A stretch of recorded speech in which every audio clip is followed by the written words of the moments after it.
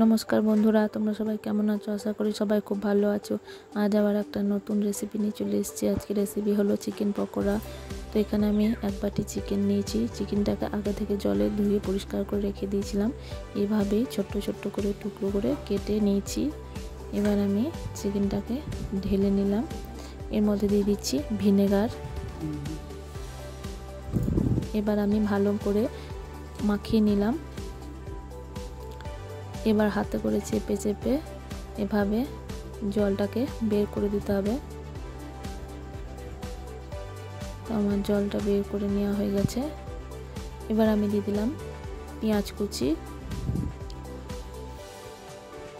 কাঁচা লঙ্কা কুচি, আদা কুচি,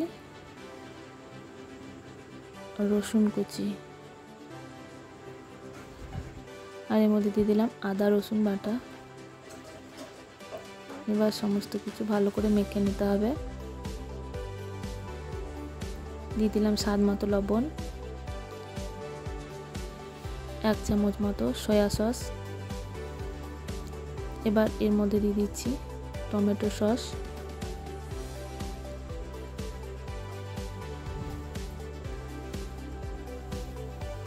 সমস্ত কিছু দিয়ে আবারও ভালো করে মেখে নিলাম। এবার এর মধ্যে দিয়ে দিচ্ছি কর্নফ্লাওয়ার, 3 চামচ কর্নফ্লাওয়ার। এখানে দিয়ে দিলাম আটা 2 চামচ। এখানে একটা ডিম দিয়ে দিলাম।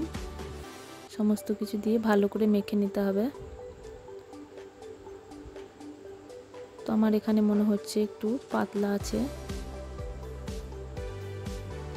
আবারও 1 চামচ কর্নফ্লাওয়ার দিয়ে দিলাম। আরও 1 চামচ দিয়ে দিলাম। আমার এখানে মোট 5 চামচ কর্নফ্লাওয়ার লেগেছে। তো কড়াইয়ের মধ্যে দিয়ে দিলাম সাদা তেল। এবার আমি পকোড়াগুলোকে ভেজে নিচ্ছি।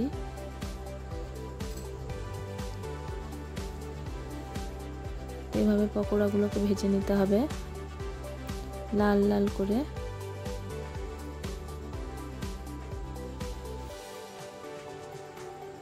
তো আমার এখানে ভাজা হয়ে গেছে, তুলে নিচ্ছি। আমি এখানে একটা ব্যাটার তৈরি করে নিচ্ছি। এখানে আমি দিয়ে দিলাম কর্নফ্লাওয়ার, স্বাদ মতো লবণ, একটা ডিম, ভালো করে ফাটিয়ে নিচ্ছি। আবারও আমি এর মধ্যে একটা ডিম দিয়ে দিলাম, ভালো করে ফাটিয়ে নিচ্ছি। এর মধ্যে আবারও একটু কর্নফ্লাওয়ার দিয়ে দিচ্ছি। এবার দিয়ে দিলাম 1 চামচ মতো বেকিং পাউডার। ঘনত্বটা এরকম হবে, খুব পাতলাও হবে না, খুব ঘনও হবে না। এবার আমি পকোড়াগুলোকে ব্যাটারের মধ্যে ডুবিয়ে তেলের মধ্যে দিয়ে দিলাম।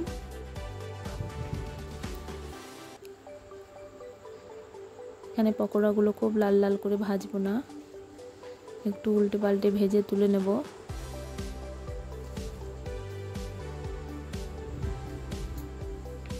পকোড়াগুলো আমার ভাজা হয়ে গেছে, তুলে নিচ্ছি।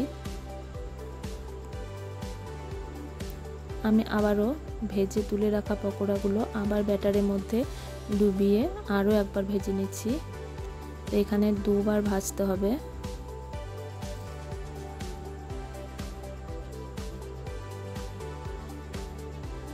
তো আমার এখানে রেডি হয়ে গেছে চিকেন পকোড়া। তো আজকের জন্য এতটুকুই। ভিডিওটা